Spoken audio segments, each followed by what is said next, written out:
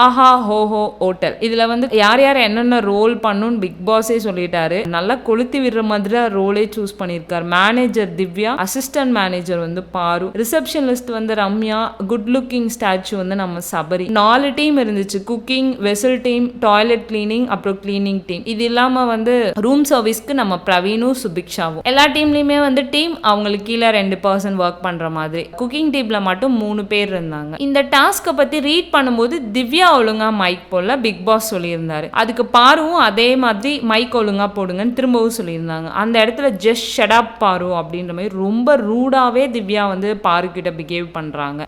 ஷடாப்னு சொன்னது மட்டும் இல்லாம நம்மளாம் வாயை மூடுங்கன்றதுக்கு ஒரு பாடி லாங்குவேஜ் பண்ணுவோம்ல, அந்த லாங்குவேஜ் வேற அவங்க பண்ணி காட்டியிருந்தாங்க. ரெஸ்பெக்டை பத்தி வெளியே பேச்சா பேசிட்டு உள்ள போயிட்டு திவ்யா பிஹேவ் பண்றத பாத்தீங்கன்னா கத்துறாங்கன்னு சொல்லியிருந்தாங்க. அவங்களே உள்ள சில இடத்துல டிஸ்ரெஸ்பெக்டா தான் பேசுறாங்க, ரூடா தான் பிஹேவ் பண்றாங்க.